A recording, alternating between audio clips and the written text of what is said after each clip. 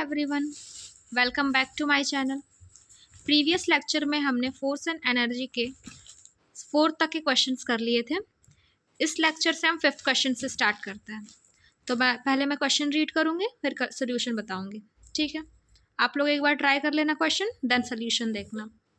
तो देखो, a mass of 10 kg is at a point A on a table. It is moved to a point B. If the line joining A and B is horizontal, what is the work done on the object by the gravitational force? Explain your answer. देखो, इसमें क्या पूछ रहा है? Work done पूछ रहा है। तो सबसे पहले देखो कि एक ऑब्जेक्ट है 10 kg का, वो एक पॉइंट पे रखा गया है। ठीक है, मान लो ये देखो, यहाँ पे एक ऑब्जेक्ट है 10 kg का, वो एक पॉइंट ए पे रखा गया है। ठीक है, फिर इसको हॉरिजेंटली ही मूव करते हैं हम। ठीक है, ऐसे ऐसे हॉरिजेंटली ही मूव किया हमने, पॉइंट बी पे लाया। ठीक है, तो फिर हमसे क्या पूछ रहा है? ए और बी का जॉइनिंग क्या है? हॉरिजेंटल है। तो हमसे पूछ रहा है work done by the gravitational force. तो ग्रेविटेशनल फोर्स किधर लगता है? डाउनवर्ड। ठीक है, तो और इन दोनों के बीच में कितना एंगल बन रहा है? 90 डिग्री एंगल बन रहा है। और प्रीवियस 2 लेक्चर से मैं आप लोग को बता रही हूँ, और प्रीवियस थ्योरी वाले लेक्चर में भी मैंने बताया था कि अगर हमारा फोर्स और हमारा डिस्प्लेसमेंट जिस डायरेक्शन में हो रहा है, उन दोनों के बीच में अगर 90 डिग्री का एंगल बन रहा होता है तो हमारा वर्क डन 0 आता है। ठीक है, सो वही चीज़ यहाँ पे लिखी है। हॉरिजॉन्टल मूवमेंट हो रहा है, gravity acts downward, displacement is horizontal. ये सब क्वेश्चंस में चीज़ें हैं। ठीक है, so the angle between gravity and displacement, gravity is the gravitational force, the angle between force and displacement is 90 degree. 90 degree हो गया। ठीक है, तो वर्क डन क्या होगा? 0। कैसे होगा? देखो, W इज इक्वल टू क्या होता है? F dot S। ठीक है, F dot S is equal to F into S into cos theta. Cos 90 degree which is equal to 0, तो F into S into 0 which is automatically equal to 0. So work done by the gravitational force is 0. Got it? अब next question देखते हैं। The potential energy of a freely falling object decreases progressively. Does this violate the law of conservation of energy? Why? तो देखो क्या कह रहा है question में कि जैसे कोई फ्रीली फॉलिंग बॉडी है तो उसका पोटेंशियल एनर्जी क्या हो रहा है? डिक्रीज हो रहा है। तो ये हमारे law of conservation of energy, law of conservation of energy क्या कहता है कि energy can neither be created nor be destroyed, only changes from one form to another. So अगर ये चीज़ हमारी वायलेट हो रही है, क्यों? जैसे एनर्जी, पोटेंशियल एनर्जी क्या हो रही है? डिक्रीज हो रही है।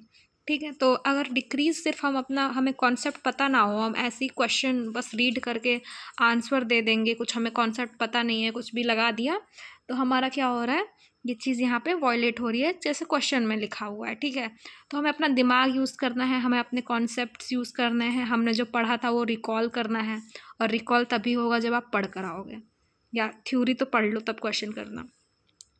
तो देखो, पोटेंशियल एनर्जी डिक्रीज हो रही है but it changes into kinetic energy. ठीक है, अब मैंने लॉ ऑफ कंजर्वेशन बताया। Law of conservation of energy क्या कहता है कि एक फॉर्म से दूसरे फॉर्म में चेंज होता है। तो ये पोटेंशियल एनर्जी किस में चेंज हुई? काइनेटिक एनर्जी में चेंज हुई। ठीक है, तो अगर एक फॉर्म से दूसरे फॉर्म में चेंज हो गया तो law of conservation of energy violate होगा कि नहीं होगा? नहीं होगा। क्यों? क्योंकि यहाँ पर एक फॉर्म से दूसरे फॉर्म में चेंज हुआ है, डिस्ट्रॉय नहीं हुआ है। So here the energy remains conserved. Got it? चलिए अब नेक्स्ट क्वेश्चन देखते हैं। नेक्स्ट क्वेश्चन कह रहा है what are the various energy transformation that occur when you are riding a bicycle? जब आप एक बाईसाइकिल, जो साइकिल होती है, उसको राइड कर रहे हो, तो आपका एनर्जी किस फॉर्म से किस फॉर्म में कन्वर्ट हो रहा है, ये हमें बताना है। ठीक है, और पूरी साइकिल बतानी है कि इसमें चेंज हुआ, देन इसमें चेंज हुआ, देन इसमें चेंज हुआ। ठीक है, चलिए देखते हैं इस क्वेश्चन को। तो देखिए, सबसे पहले जो हमारा ऑब्जेक्ट है उसमें कौन सी एनर्जी होगी? केमिकल एनर्जी होगी। केमिकल एनर्जी क्यों? क्योंकि मतलब मानो जो हमारा ह्यूमन बीन है, ठीक है, ह्यूमन बीन कोई भी वर्क तभी कर सकता है जब इसके अंदर एनर्जी होगी। और एनर्जी किस फॉर्म में होती है? केमिकल एनर्जी के फॉर्म में होती है किसी भी ह्यूमन बीन के अंदर। और वो एनर्जी कहाँ से आती है? फूड के फॉर्म में आती है। ठीक है, हम खाना खाते हैं तभी ना हमें एनर्जी मिलती है, तभी हमारी मम्मियाँ कहती हैं अच्छे से खाओगे तो अच्छे से प्रोडक्टिव काम करोगे। ठीक है, हेल्दी खाओगे तो हेल्दी काम करोगे। चलो, तो हमारा जो केमिकल एनर्जी है, ह्यूमन बीइंग के अंदर कौन सी एनर्जी है? Chemical energy. अब हमें क्या करना है? बाईसाइकिल को राइड कराना है। ठीक है, तो अगर बाईसाइकिल को राइड कराना है तो अगर वो हमारी जो साइकिल है, जो भी हमारी साइकिल है मान लो, ठीक है, जो भी है, ठीक है, जो हमारी साइकिल है, ठीक है, वो अगर मूव कर रही है तो मोशन हो रहा है, और मोशन होता है तो कौन सी एनर्जी होती है? Mechanical energy. ठीक है, मसल्स हमारे क्या हो रहे हैं? मसल्स का मूवमेंट हो रहा है, जिसकी वजह से हमारी जो एनर्जी है वो कौन सी यहाँ पे यूज़ हो रही है? मैकेनिकल एनर्जी यूज़ हो रही है। Got it? फिर हमारा क्या हुआ? बाईसाइकिल मूव कर लिया। ठीक है, अगर हमारा बाईसाइकिल मूव किया तो हमारा मोशन में कौन सी एनर्जी लगती है? काइनेटिक एनर्जी लगती है। ठीक है, अगर कोई भी ऑब्जेक्ट मूव कर रहा है तो वहाँ पे कौन सी एनर्जी लग रही होगी? Kinetic energy.